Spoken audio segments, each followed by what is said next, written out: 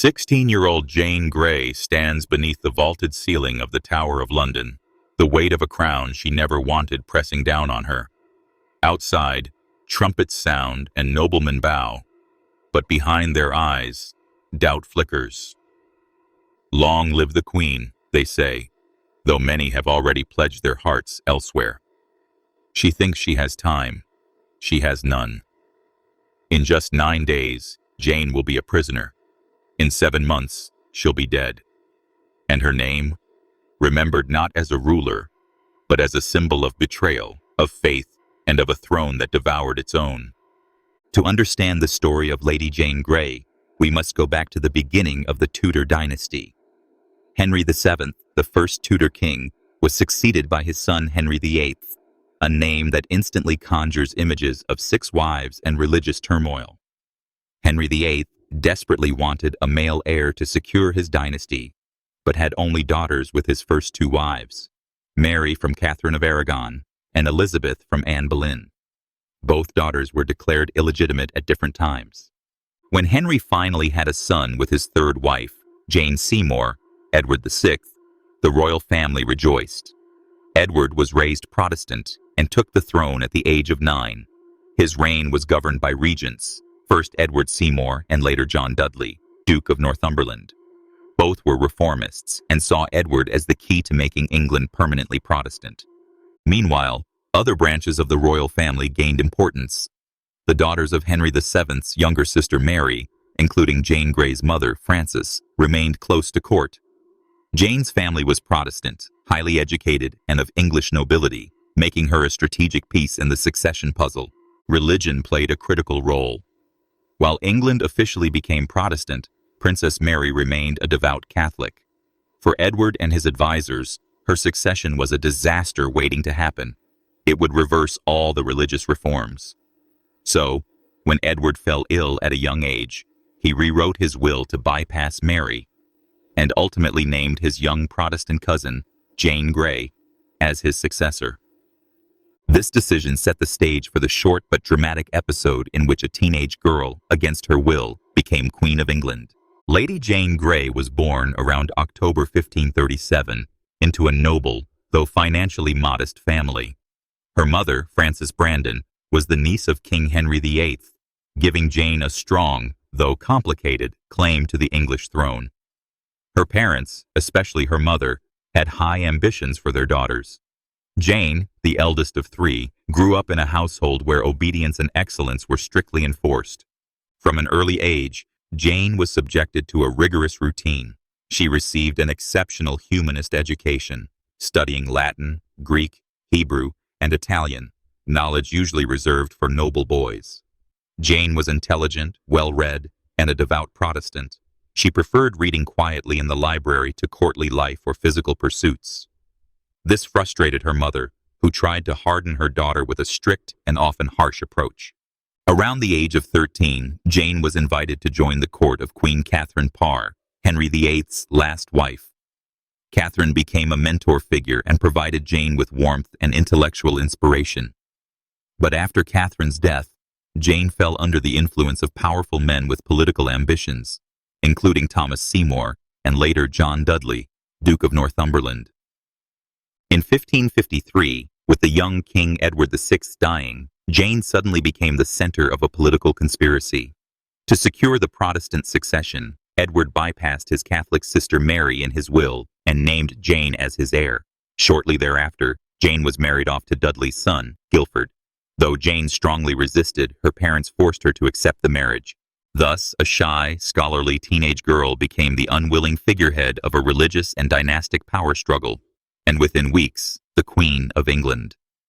On July 9, 1553, 16-year-old Jane Grey was brought to the home of the Duke of Northumberland and informed that King Edward VI had died and that she was now Queen of England. Jane didn't react with joy, but with tears. She protested that Princess Mary was the rightful heir, but when her parents arrived and pressured her, she felt she had no choice. With great reluctance, Jane accepted her new title. The next day, she was taken in a ceremonial procession by barge to the Tower of London, where English monarchs traditionally stayed before their coronation. She was proclaimed Queen of England France, and Ireland.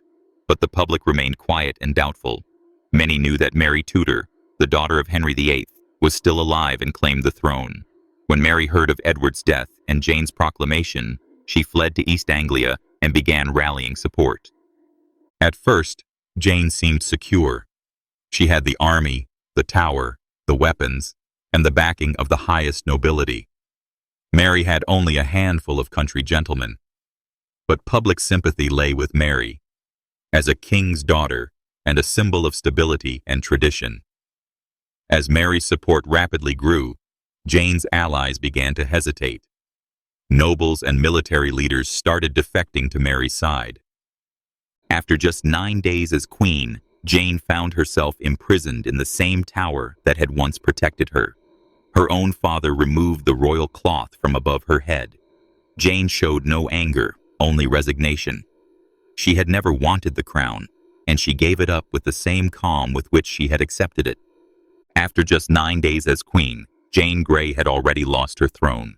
As Mary Tudor marched toward London with thousands of supporters, Jane's backing crumbled completely. Her own father, who had initially supported her claim, personally removed the royal cloth from above her head in the throne room. Jane showed no anger or grief. She had never wanted the crown, and she relinquished it with dignity.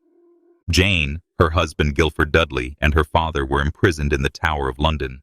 At first, there seemed to be hope for mercy. Mary Tudor entered London triumphantly on August 3rd and initially sought reconciliation, not bloodshed. She saw Jane as an innocent pawn in a political game, forced by ambitious relatives. But the situation quickly became precarious.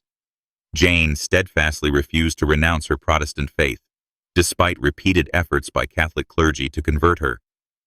For Mary, who viewed her reign as a divine mission to restore Catholicism in England, this posed a serious problem. In January 1554, a Protestant rebellion broke out, led by Sir Thomas Wyatt. The rebels aimed to remove Mary and place Jane back on the throne. Although Jane took no part in the uprising, her continued existence had become a dangerous symbol of resistance. Mary felt compelled to set an example. On February 12, 1554, Guilford was executed first. Jane watched from her cell window as his body was carried away. Soon after, she was led to the scaffold herself. Dressed in black, with a small prayer book in hand, she addressed the crowd calmly. She confessed her guilt, not for her faith, but for accepting a crown that was not rightfully hers. Her final words were, "Lord, into thy hands I commend my spirit." Jane Grey died at 16, but her name endured. She became a Protestant martyr, a symbol of innocence, integrity, and faith in a ruthless world.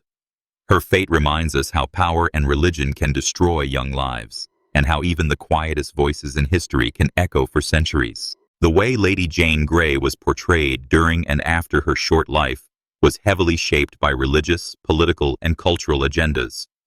While she was seen in her lifetime primarily as a pawn in a dynastic power struggle, after her death, she became a powerful symbol for Protestant martyrdom as well as political victimhood. During her imprisonment and after her execution, Protestant sympathizers circulated pamphlets, sermons, and writings depicting Jane as a modern saint. Her unwavering commitment to her faith, even when it meant death, turned her into the ultimate example of Protestant steadfastness. In these accounts, Jane is not simply a queen, but a martyr, an innocent young woman executed by the Catholic regime for her conscience. At the same time, Catholic sources sought to downplay her role or portray her as naive and misguided. From Mary Tudor's side, the emphasis was on the legitimacy of Mary's accession to the throne and the necessity of suppressing a dangerous rebellion. Jane was rarely personally attacked. She was, after all, family to the Queen, but her name became a symbol of Protestant manipulation. In the centuries that followed, Jane was rediscovered and reimagined in art and literature. In the 19th century, particularly during the Victorian era, she was portrayed as the ideal young woman, pure, obedient, devout, and tragic. Paintings, plays, and novels often depicted her on the scaffold, calm, dressed in white, holding a prayer book. These images cemented the idea of Jane as a victim of power abuse and religious intolerance. The power of propaganda lies in repetition.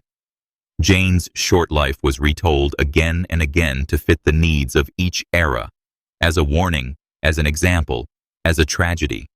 Whether used to glorify Protestant resilience or to justify monarchic stability, Jane Grey became more than a historical figure.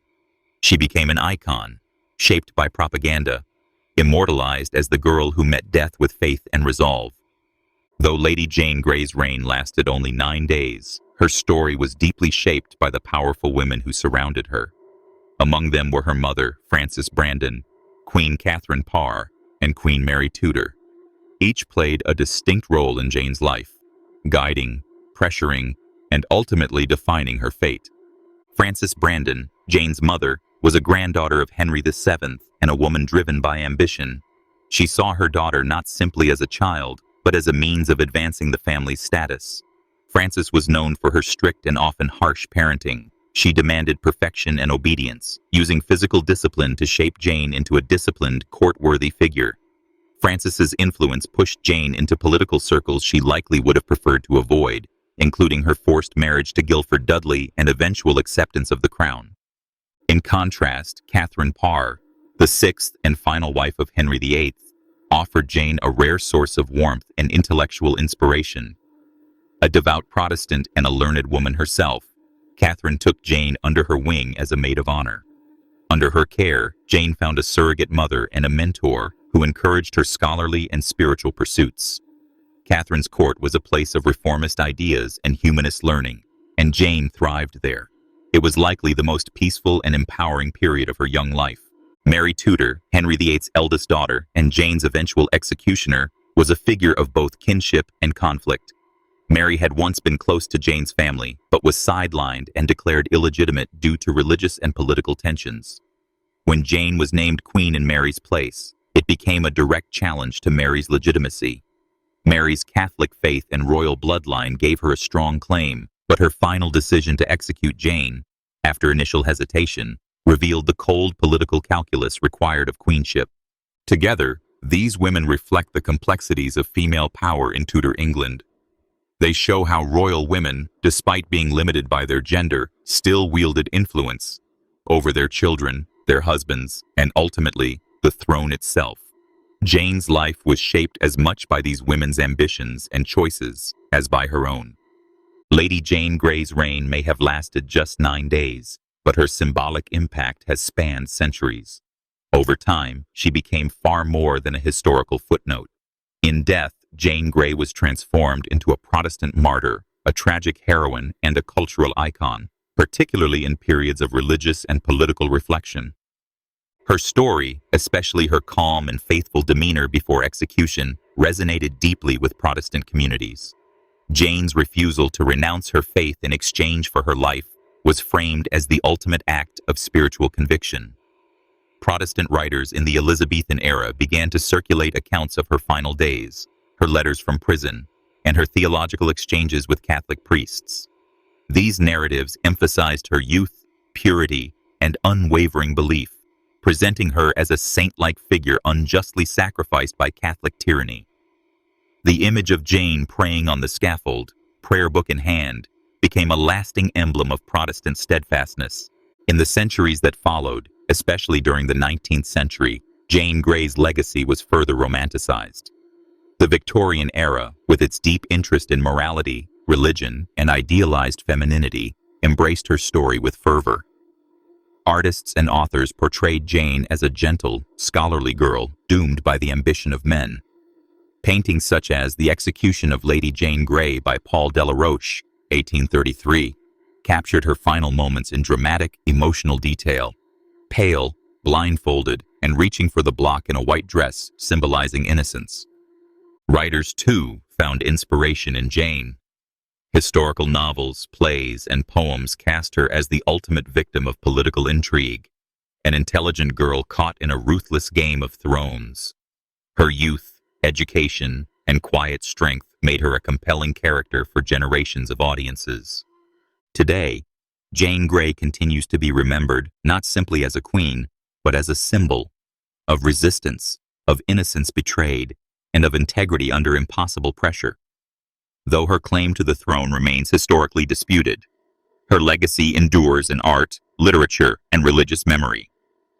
In many ways, Jane Grey became something more powerful than a monarch. She became a legend. History often invites the question, what if things had turned out differently? In the case of Lady Jane Grey, the possibilities are particularly compelling.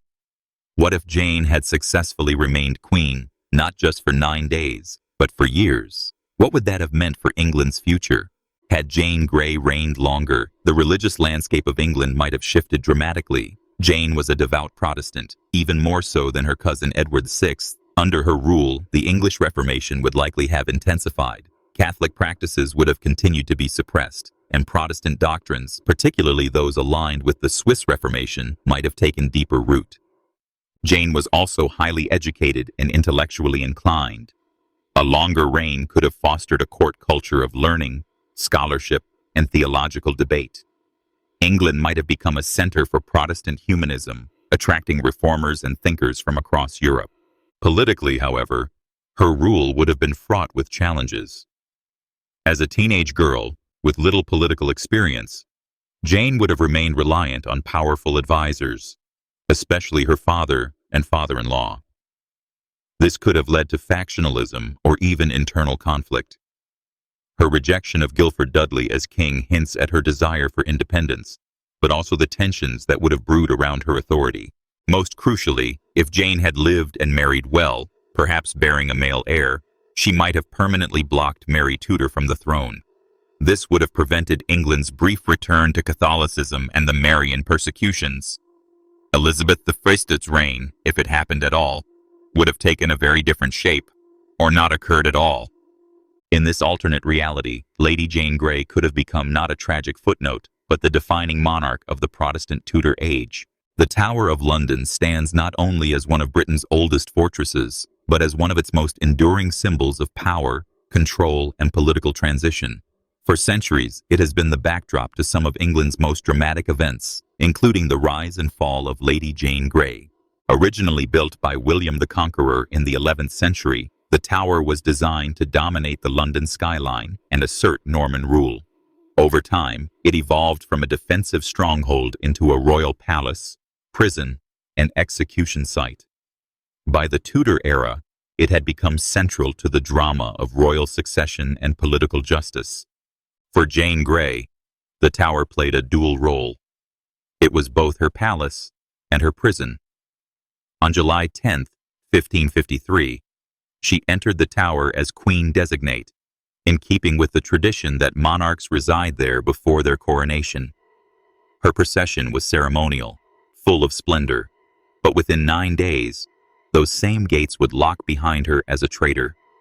The tower's walls have witnessed the downfall of many prominent figures. Anne Boleyn, Catherine Howard, Thomas More, and Thomas Cromwell were all executed within its grounds. Jane joined this grim list, her death staged at the very place that had once offered her protection. Her final days were spent in isolation, her only view that of the scaffold being prepared below. The symbolism of the tower is powerful. It represents the volatility of Tudor politics, where allegiance could change overnight and favor with the crown meant life or death. It was a place where ambition was both rewarded and punished, and where justice and revenge often blurred. For the people of London, the tower served as a constant reminder of royal authority and its terrifying reach. Its looming silhouette on the Thames was visible proof that even the highborn could fall. In Jane Grey's story, the tower encapsulates the tragedy of a young woman trapped in a game of dynasties, elevated to royalty and crushed by the same forces. Today, the tower is a tourist attraction and UNESCO World Heritage Site, but for those who know its history, it remains a solemn monument to power, peril, and the human cost of ambition. And so ends the brief and tragic tale of Lady Jane Grey, England's 9 days queen. A young woman caught in a web of power, religion, and ambition far beyond her control. Though her reign was fleeting, her legacy has endured through the centuries as a symbol of quiet strength, faith, and innocence, betrayed by the ruthless hand of history. Her life reminds us that history is not only shaped by great kings and warriors, but also by those who never sought power, yet were thrust into its path. Jane's story is one of resilience in the face of impossible choices, and a reminder of the high cost of dynastic politics. If you found this story compelling, don't forget to like, subscribe, and share this video. Let me know in the comments what you think would have happened if Jane had ruled longer. How different might England's history have been?